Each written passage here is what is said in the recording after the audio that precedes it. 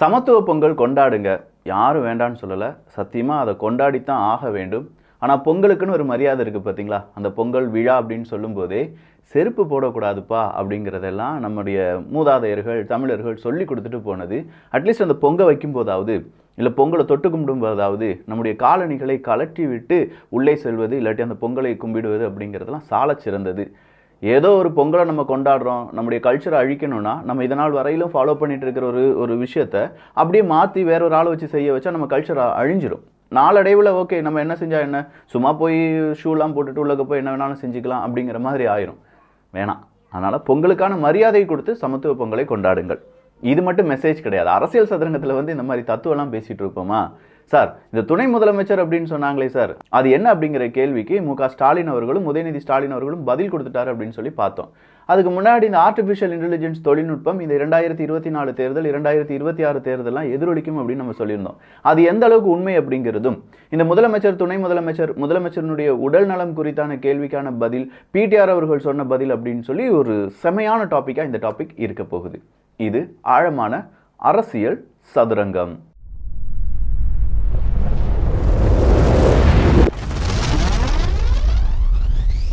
உதயநிதி ஸ்டாலின் அவர்களிடம் உங்களை துணை முதலமைச்சராக போட போகிறாங்களாமே, உண்மையா அப்படிங்கிற ஒரு கேள்வி கேட்கப்படுது. அதற்கு உதயநிதி ஸ்டாலின் அவர்கள் சொல்கிறாங்க, ஆமாம், எல்லா அமைச்சரும் நாங்கள் முதலமைச்சருக்கு துணையாக நிற்க போகிறோம், எல்லாருமே துணை முதலமைச்சர்கள் தான் அப்படின்னு சொல்லிட்டு அதை அப்படியே சினிமா பாணியில் ஸ்லைட்டாக ஒரு வசனம் மாதிரி பேசிட்டு போயிட்டார். எல்லா அமைச்சரும் முதலமைச்சருக்கு துணையா இருக்க போறோம். மறுபடியும் அதே கேள்வி கேட்கப்படுது. இல்ல அப்படி ஒரு எண்ணம் இல்லை அப்படின்னு சொல்லி மு.க. ஸ்டாலின் அவர்களும் சொல்றாங்க. வீணா வதந்திகளை பரப்பி விட்டுட்டு இருக்காங்க. துணை முதலமைச்சர் அப்படிங்கிறவர் இவர் தான், உதயநிதி ஸ்டாலின் அவர்கள் தான். இந்த மாதிரி வதந்தி தான் வந்துட்டு இருக்கு. அந்த வதந்தியை பார்க்கும்போது எங்களுக்கெல்லாம் சிரிப்பா தான் இருக்கு அப்படின்னு சொல்றாங்க. சார், சிரிக்கிறதுக்கு இங்கே எதுவுமே ஒரு அர்த்தம் இருக்கா அப்படின்னு கேட்டால் இல்லை சார். ஏன்னா இந்த நேரத்தில் இது வந்து ஒரு சோஷியல் மீடியா உலகம் அப்படின்னு சொல்லி பார்த்துட்டு இருந்தோம். முதல்லலாம் ஒரு வார்த்தைக்கு அர்த்தம் கண்டுபிடிக்கணும், ஆக்ஸ்போர்ட் டிக்ஷனரிலாம் எடுத்து கொஞ்சம் தேடி பார்க்கணும். இப்போ நம்ம சொல்கிறது உண்மையா பொய்யா அப்படிங்கிறத தெரிந்து கொள்வதற்கு நாம் என்ன செய்யணும்னா, நம்முடைய சோஷியல் மீடியா பக்கங்களை திருப்பி பார்த்தாலே போதும். அப்போது கொஞ்சம் நாட்களுக்கு முன்னாடி உங்ககிட்ட மு.க. ஸ்டாலின் அவர்களிடம், இப்போதைய முதலமைச்சராக இருக்கக்கூடிய மு.க. ஸ்டாலின் அவர்களிடம் ஒரு கேள்வி கேட்கப்படுது. உங்கள் குடும்பத்திலேருந்து யாராவது இனிமேல் அரசியலுக்கு வருவாங்களா வரமாட்டாங்களா?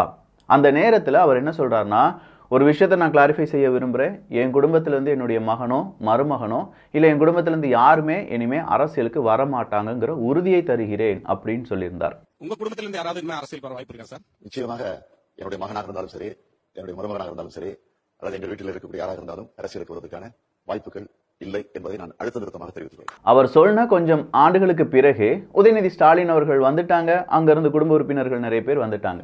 ஸோ அதே மாதிரி இந்த துணை முதலமைச்சர் அப்படிங்கிற அந்த விஷயத்திலையும் முதலமைச்சர் மு.க. ஸ்டாலின் அவர்களும் உதயநிதி ஸ்டாலின் அவர்களும் சொல்கிறாங்களோ, ஒருவேளை நாளடைவில் அது என்னவா மாறிடலாம்.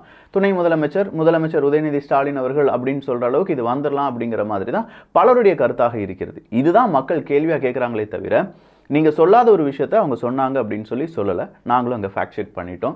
ஸோ இந்த ஃபேக்ட் அப்படிங்கிறது உண்மை தான். நீங்கள் சொல்லியிருக்கீங்க, அதனால் மக்கள் இப்படி கேட்டுட்டு இருக்காங்க. அன்னைக்கு நீங்கள் சொன்னீங்க எங்கள் மகனோ மருமகனோ யாரும் வரமாட்டாங்கன்னு, இன்னைக்கு வந்துட்டாங்க.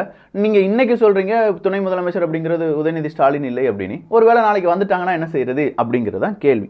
என் கார்டு போட்டாச்சா? போட்டாச்சு. எங்ககிட்டயும் டீப் ஃபேக் இருக்குல்ல அப்படின்னு சொல்லி யார் சொல்லியிருக்காங்கன்னா, என்டிகே தம்பிகள் சொல்லியிருக்காங்க. என்டிகே தம்பிகள் இப்படி சொன்னது மட்டும் இல்லாமல் 2-3 வீடியோவை இப்போ ரொம்ப வைரல் பண்ணிட்டு இருக்காங்க. ஒன்று, முன்னாள் முதலமைச்சர் கருணாநிதி அவர்கள் இருக்காங்கல்ல, இப்போ கருணாநிதி அவர்களை புகழ்ந்து வைரமுத்து அவர்கள் பேசுங்க அப்படின்னு சொல்லி முதலமைச்சர் மு.க. ஸ்டாலின், இப்போதைய முதலமைச்சர் மு.க. ஸ்டாலின் அவர்கள் சொல்வதாகவும், அதுக்கு வைரமுத்து அவர்கள் அவருடைய குரலில், உதாரணத்துக்கு அவருடைய குரலில் வந்து கலைஞரை பற்றி பேசினா எப்படி இருக்கும் அப்படிங்கிறதுக்கான ஒரு வீடியோ கிளிப்பை வெளியில் விட்டுருக்காங்க. குளித்தலையில் எம்எல்ஏவாகி கோபாலபுரத்தை தனக்கு சொந்தமாக்கி கொண்டவரே. ஆக்சுவலா அது வந்து ஏஐ தான், அதாவது ஆர்டிஃபிஷியல் இன்டெலிஜென்ஸ் தான். ஏன் இப்போ நான் ஹிந்தியில வந்து சில விஷயங்கள் பேசினா எப்படி இருக்கும் கொஞ்சம் பாக்குறீங்களா? जब कोई देश विकास की राह पर आगे बढ़ता है तो आप देखेंगे कि उस देश के दुश्मन उसे कई मोर्चों पर अपना निशाना बनाते हैं। हम आज इसी के बारे में चर्चा करने वाले हैं। वो जिसे निशाना बनाते हैं वो उस देश के किसान नहीं होते, न ही सैनिक होते हैं, न ही वो उस देश के नेता होते हैं, बल्कि दुश्मन अक्सर देश के वैज्ञानिकों को ही अपना निशाना बनाते आए हैं। நானே என்னுடைய குரலை ஹிந்தியில் பேச வைக்கும் போது யாருடைய குரல் வேணாலும் இனிமேல் எப்படி வேணாலும் பேச வைக்க முடியும். ஸோ தயவு செஞ்சு இந்த எலெக்ஷனில் மக்கள் ரொம்ப விழிப்புடன் இருங்க.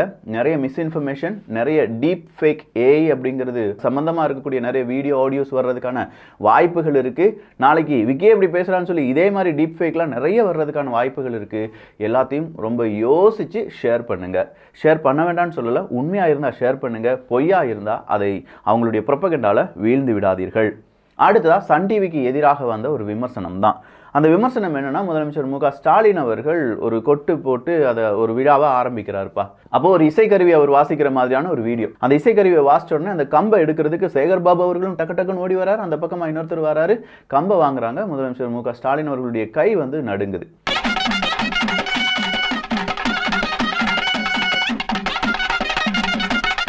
பொதுவாக அந்த கை நடுங்குது அப்படின்னு சொன்ன உடனே கீழே நிறைய பேர் என்ன கொடுத்துட்டாங்கன்னா கமெண்ட்ஸ், சன் டிவிக்காரன் வேணும்னே இதை போட்டிருக்கான், முதலமைச்சர் மு க ஸ்டாலின் அவர்களுடைய அந்த உடல் நலத்தை கேலி செய்வதற்காகவே சன் டிவிக்காரன் இதை எடிட் பண்ணாமல் போட்டிருக்கான் அப்படின்னு சொல்கிற விமர்சனங்கள் வர தொடங்கிருச்சு. ஏன்னா கை நடுங்குது அப்படின்னு சொன்னால் அவருடைய உடல்நிலைக்கு ஏதோ ஒரு பிரச்சனை இருக்குது. புட்டின் அவர்களே நம்ம எடுத்து பாருங்களேன், அவருடைய வாக்கிங் ஸ்டைலை வச்சு, அவர் திரும்புகிற ஸ்டைலை வச்சு அவருக்கு அட்டாக்டா, அவருக்கு கேன்சரா அப்படின்னு சொல்லி மேற்குலக நாடுகள் பரப்புனாங்க. அதே மாதிரி நம்ம மீடியாக்களும் என்ன செய்வாங்க, அவருக்கு இந்த வலது கை இல்லாட்டி இடது கை நடுங்குதா, அப்போ இதுக்கு இந்த நோயாக இருக்கும், அவரால் நடக்க முடியல, அப்போ அவருக்கு இந்த நோயாக இருக்கும். ஸோ நிறைய விதமான ஒரு பொய் புரளிகள் அப்படிங்கிறது வர்றதுக்கான வாய்ப்புகள் இருக்குது. அதை யார் இப்போ ஏற்படுத்தி கொடுத்துருக்காங்கன்னா சன் டிவி ஏற்படுத்தி கொடுத்திருக்கிறது. ஸோ நிறைய பேர் இதை சுட்டி காண்பித்த உடனே அந்த வீடியோவை டிலீட் பண்ணிவிட்டு இப்போ வேறு வீடியோவை டெலிகாஸ்ட் பண்ணியிருக்காங்க, கொஞ்சம் எடிட்டட் வெர்ஷன், அவ்வளோதான். இப்போ இந்த இடத்துல உண்மையிலேயே முதலமைச்சர் மு க ஸ்டாலின் அவர்களுடைய உடல்நிலை ரொம்ப மோசமாக இருக்கா அப்படின்னு கேட்டால் அதுக்கு அவரே வந்து பதில் சொன்னார், அப்படிலாம் ஒன்றுமே கிடையாது, எனக்கு அதை வாசிக்கும் போது சிரிப்பாக தான் இருக்கு. எனக்கு உடல்நலம் இல்ல, உற்சாகமாக இல்லைன்னு நேற்று ஒரு பத்திரிகையில எழுதியிருந்தாங்க. அதை படிச்சப்போ எனக்கு சிரிப்பு தான் வந்துச்சு. என்னுடைய உடல் நலம் அப்படிங்கிறது மக்களுடைய சந்தோஷத்தில் இருக்குது. இப்போ மக்கள் சந்தோஷப்பட்டாங்கன்னா 1000 ரூபாய் கிடச்சிருச்சு, சென்னையில் 6000 ரூபாய் கிடச்சிருச்சு, மறுபடியும் பொங்கலுக்கான 1000 ரூபாய் கிடச்சிருச்சு, இதெல்லாம் மக்கள் சந்தோஷப்படுறாங்க.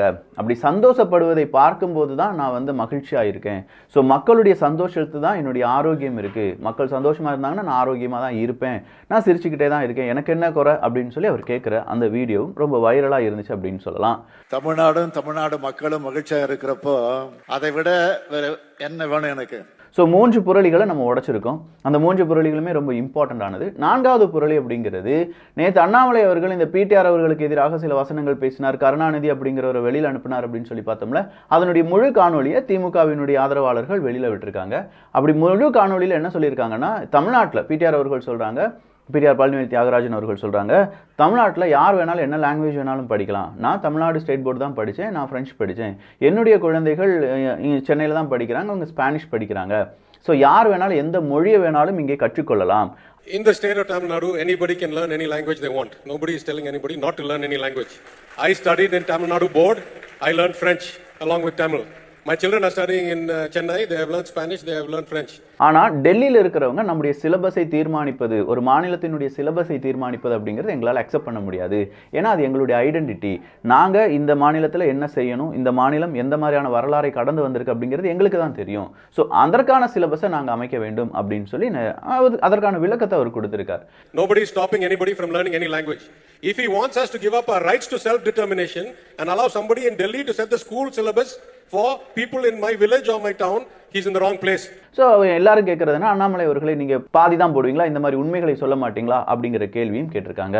அதுக்கு கீழே இன்னும் நிறைய பேர் என்ன கேட்டிருக்காங்க, அப்படியே நவோதயா ஸ்கூலை நீங்கள் இன்னும் ஓப்பன் பண்ணாமல் இருக்கீங்க, எங்க நம்ம தமிழ்நாட்டில் ஏன் நவோதயா ஸ்கூல் அப்படிங்கிறது இன்னும் ஓப்பன் ஆகாமல் இருக்கு, அதற்கான காரணம் என்ன அப்படிங்கிற ஒரு கேள்வியும் இப்போது முன்வைத்திருக்கிறார்கள்.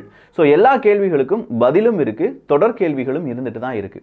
தமிழக அரசாங்கம் இல்லாட்டி அரசியலை பொறுத்த வரைக்கும் வெறுப்பு அரசியலை இவ்வளோ நாள் எல்லாரும் செஞ்சுட்டாங்க. அதுலேயும் குறிப்பாக ஒரு விவாதம்லாம் எடுத்து பார்த்தோம்னா, பெரியார் அளவுக்கு திருக்குறளை உயர்த்தி பேசினது யார், பெரியாருக்கு முன்னாடி யார் திருக்குறளை பேசினாங்க அப்படின்னு சொல்லி ஒருத்தர் கேட்க, அதற்கு மணியரசன் ஐயா அவர்கள் கொடுத்த பதில், பெரியாருக்கு முன்னாடி 1921 இங்கே திருக்குறள் அப்படிங்கிறதும் திருவள்ளுவர் ஆண்டு அப்படிங்கிறதெல்லாம் கொண்டாடப்பட்டு தான்ப்பா வருது, கொஞ்சமாக உங்களுடைய பொய்களெல்லாம் ஓரம் கட்டிட்டு வைங்க அப்படின்னு சொல்கிற அந்த விவாதம் இருந்தது பார்த்தீங்களா. தமிழறிஞர்கள் 1921ஆம் ஆண்டு பச்சையப்பன் கல்லூரியில தமிழறிஞர்கள் கூடி மறைமலை தலைமையில கூடி திருக்குறள் ஆண்டு திருவள்ளுவர் ஆண்டுன்னு படிக்கணும், திருக்குறள் எல்லாரும் படிக்கணும் என்று சொல்லி அவங்க கொண்டு வந்து திருவள்ளுவர் ஆண்டு திருவள்ளுவரை பரப்பிடுறாங்க தமிழ் அறிஞர்கள். தமிழ் உணர்வாளர்கள். தமிழக அரசியல்ல ரொம்ப முக்கியமான சில விஷயங்களை அந்த ஒரு பேட்டி அப்படிங்கிறது உடைத்தது அப்படின்னு சொல்லலாம். குறிப்பா சொல்ல போனா தமிழுக்கு இவங்க தான் செஞ்சாங்க, தமிழுக்கு இவங்க தான் வாழ வச்சாங்க அப்படின்னு சொல்றது எல்லாமே ரொம்ப பொய்யும் புரட்டுமாக இருக்கு அப்படிங்கிறத மணியரசன் அவர்கள் என்ன சொல்றாங்க, குறிப்பிட்டு காண்பிக்கிறார்கள். ஸோ முடிந்த அளவுக்கு மணியரசன் அவர்களுடைய அந்த பேட்டியை நீங்களாம் பார்க்க வேண்டும் அப்படின்னும், ஏன்னா பல உண்மைகள் மறைக்கப்படுது. அதற்கு உதயநிதி ஸ்டாலின் அவர்கள் கடைசியா ஒரு வார்த்தையை சொல்லியிருந்தார். மா சுப்பிரமணியம் அவர்கள், நம்முடைய ஹெல்த் மினிஸ்டர் இருக்கார்ல, அவர் ஒரு புத்தகத்தை எழுதுறாரு. கொரோனாவுக்கு பிறகு நம்ம என்னெல்லாம் செஞ்சோம், அதை எப்படிலாம் நம்ம எதிர்கொண்டோம் அப்படிங்கிற ஒரு புத்தகம். அப்போ அந்த புத்தகத்தை வெளியீட்டு விழாவில் உதயநிதி ஸ்டாலின் அவர்கள் என்ன சொல்றாரு அப்படின்னா, நம்ம நிறைய வரலாறை படிக்கணும். இப்போல்லாம் எல்லாரும் படித்த வரலாறு அப்படிங்கிறது யாரோ ஒருவர் எழுதின வரலாறு. ஒரு கட்டத்தில் இந்த கொரோனா வர்றதுக்கு காரணமே இவங்க தான், கொரோனாவை ஒழித்ததே நாங்கள் தான் அப்படின்னு சொல்லி பிஜேபி மோடி அவர்கள்லாம் என்ன செய்யலாம், ஒருவேளை வரலாறு எழுதலாம். அந்த வரலாறை நம்ம படிச்சோம்னா இதெல்லாம் நம்பிடலாம். ஸோ எல்லாத்தையும் தீர ஆராய்ந்து படியுங்கள் அப்படி இப்படின்னு சொல்றாரு. ஒரு 20 வருஷத்துக்கு பிறகு 30 வருஷத்துக்கு பிறகு உலகம் ஃபுல்லா கோவிட் வந்துச்சு, பிஜேபி ஆண்டுட்டு இருந்ததுனால, மோடி ஆட்சியில் இருந்ததுனால இந்தியாவுக்கு மட்டும் கோவிட் வரலன்னு சொல்லுவாங்க. அதை தான் நாங்களும் சொல்றோம். அதே தான் மணியரசன் அவர்களும் சொல்லியிருக்காங்க. வரலாறு தேடி படிங்க, பெரியார் இல்லை இதுக்கு காரணம், அதுக்கு காரணம் இவங்க தான், இந்தந்த விஷயத்துல நிறைய உண்மைகள் நடந்திருக்கு அப்படின்னு சொல்லியிருக்காங்க. இதுக்கு மேலே யாராவது தூக்கிட்டு வந்தீங்கன்னா, அட்லீஸ்ட் கமெண்ட் பாக்ஸ்லயாவது வந்தீங்கன்னா, சத்தியமா சொல்றேன், பெரியாரை பற்றியான பல பொய்கள் இங்கே உடைக்கப்பட்டிருக்கின்றன. அதுலேயும் வளையொலி அப்படிங்கிறவரெல்லாம் ரொம்ப பெரிய அளவில் தீவிரமாக பெரியாருடைய பொய்களை உடைச்சிட்டு இருக்காரு. அவருடைய காணொலிகள்லாம் இங்கே பரப்புனா கண்டிப்பாக அது நல்லா இருக்காது. ஸோ தமிழக அரசியலை பொறுத்த வரைக்கும் பொய் சொன்னதெல்லாம் பொய் சொன்னதாகவே இருக்கட்டும். இனியாவது உண்மையை சொல்லுங்க, உண்மையாக மக்களுக்காக உங்களுடைய ஆட்சியை நடத்தணும் அப்படிங்கிறது தான். அதுலேயும் குறிப்பாக அடுத்ததா இன்னைக்கு டிஆர் பாலு அவர்கள் ஒரு பேட்டியை கொடுத்துருக்காரு. அதில் என்னன்னா, நம்முடைய இந்திய அரசாங்கம் தமிழ்நாட்டை வஞ்சிக்கிறதா அப்படின்னு சொல்லி. மனுஷன் வாயிலிருந்து இந்திய அரசாங்கம் நீ வருது, மத்திய அரசாங்கம் நீ வருது, ஒன்றிய அரசாங்கம் கடைசியில் தான் ஞாபகத்துக்கு வந்துச்சோ என்னமோ. அப்படிலாம் கிடையாது. இந்திய அரசாங்கம் நம்மளை வஞ்சிக்கலாம் இல்லை, நம்மளெல்லாம் இந்திய அரசாங்கம் பார்த்துட்டு தான் இருக்காங்க அப்படின்னு சொல்லி இந்திய அரசாங்கம் சொல்றதுல இந்தி கூட்டணிக்கு ஏதோ ஆப்பு இருக்கோ அப்படிங்கிற மாதிரி இருக்குல்ல. இந்திய அரசு புறக்கணிக்க தான் சொல்ல வேண்டிய அவசியம் கிடையாது. ஏனென்றால் அவங்க புறக்கணிக்க தான் இத்தனை குழுக்களை அனுப்பிச்சிருக்க மாட்டாங்க. அவங்க நிச்சயமா மத்திய நடுவண் அரசு நிச்சயமாக இது போல கரிசனத்தோடு தான் ஈடுபடுகிறார்கள் என்று நாங்கள் எல்லாம் கருதுகிறோம். பார்க்கலாம், அதையும் தொடர்ச்சியா பார்த்துடலாம். ஏன்னா நிறைய உண்மைகள் இங்கே அவிழ்க்கப்படுகின்றன அல்லவா, அந்த உண்மையும் ஒரு நாள் அவிழ்க்கப்படும். அப்போ இந்த காணொலி எப்படி இருந்துச்சு அப்படிங்கிற உங்களுடைய பார்வை. ஏன்னா நிறைய நியூஸ், ஆனால் ஒன்றின் பின் ஒன்று கனெக்டட் ஆகிருக்கு. நல்லா பார்த்தீங்கன்னா உங்களுக்கு தெரியும். அதை இப்படி சொன்னாதான் புரியும் அப்படிங்கிற அந்த நேர்த்தியுடன் சொல்லியிருக்கேன் நம்புகிறேன். ஸோ உங்களுக்கு இது புரிதலை ஏற்படுத்தியது, உங்களுடன் நிறைய கேள்விகள், உங்களுக்கான பதில்கள் கிடைச்சிச்சு அப்படின்னா கண்டிப்பாக இது 4 பேருக்கும் அதே கேள்விகள் பதில்கள் இருக்கும். அவங்களுக்கும் பதிலும் கேள்வியும் உருவாகுவதற்கு கிடைப்பதற்கான வாய்ப்புகள் இருக்கின்றன. இந்த காணொலி பற்றிய உங்களுடைய கருத்துக்கள் இங்கே வரவேற்கப்படுகின்றன. எல்லோரும் TPIS தமிழ் பட்சத்தினுடைய அரசியல் சதுரங்கத்தில் இணைந்திருங்கள். நல்லதை பகிர்ந்து நல்ல சமுதாயத்தை உருவாக்குவோம். பொங்கல் மாதிரி நம்முடைய கலாச்சார சீர்கேடு இல்லாமல் கொண்டாடுவோம். நன்றி, வணக்கம்.